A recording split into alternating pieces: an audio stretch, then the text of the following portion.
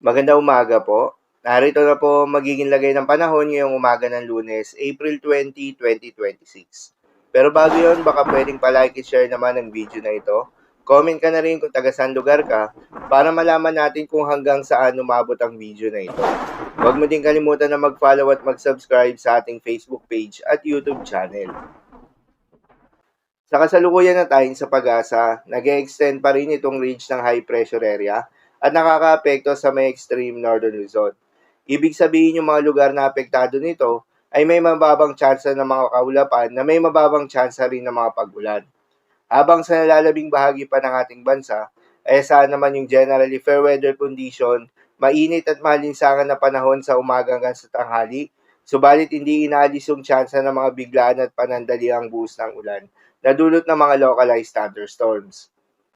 Magandang balita naman dahil ayon sa pag-asa ay wala tayong binabantayan na low pressure area o bagyo sa loob o malapit sa Philippine Area of Responsibility na maring makaapekto sa ating bansa.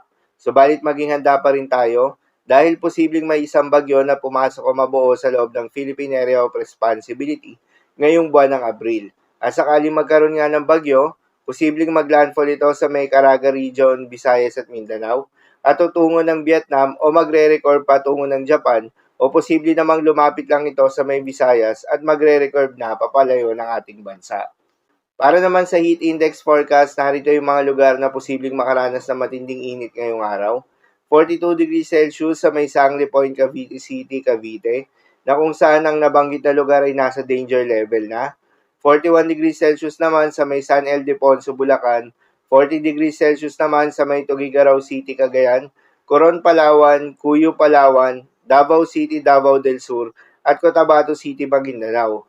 Habang 37 to 39 degrees Celsius naman ang posibleng maranasan na init ngayong araw sa may Metro Manila. Ang mga nabanggit na lugar ay nasa kategory ng extreme caution level na kung saan posible itong magdulot ng mga heat cramps or heat exhaustion, kaya naman iwasan muna ang mga gawain na posibleng magdulot ng heat stroke at ugaliin na uminom ng tubig at magdala ng payong kung sakaling lalabas ng inyong mga tahanan. Para naman sa maging lagay ng panahon ngayong araw ng Lunes sa Luzon, dahil sa epekto nitong ridge ng high pressure area, asahan sa may northern Luzon ng bahagyang maulap na kalangitan na may mababang tsansa ng mga pag-ulan. Habang sa ilalaming bahagi pa ng ating bansa, kasama ng Metro Manila, ay asahan naman yung bahagyang maulap hanggang sa maulap na kalangitan na may kalat-kalat ng mga pag-ulan o thunderstorms na dulot ng mga localized thunderstorms. Posible ang mga pagbaha o pagguho ng lupa during severe thunderstorms. At sa Visayas at Mindanao naman ay asahan rin yung bahagyang maulap hanggang sa maulap na kalangitan na may kalat-kalat ng mga pag-ulan o thunderstorms na dulot pa rin ng mga localized thunderstorms. Posible rin ang mga pagbaha o pagguho ng lupa during severe thunderstorms. Madalas nabobo ang mga thunderstorms na ito tuwing hapon o gabi na nagtatagal ng 1 hanggang 2 oras. Kaya naman ingat sa mga posibleng banta ng pagbaha at pag-uho ng lupa, lalong-lalo na sa mga lugar na inuulan na noong mga nakaraang araw pa. Para naman sa magiging lagay ng mga dagat baybayin, ayon sa pag-asa ay wala pa rin tayong nakataas na gale warning sa anumang seaboards ng ating bansa. Kaya naman malayang makakapamalaot yung mga kababayan nating mangingisda.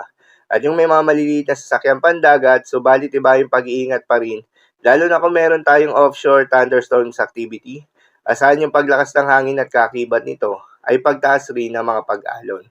So yun lamang po para sa lagay ng panahon ngayong araw ng Lunes. Keep safe everyone.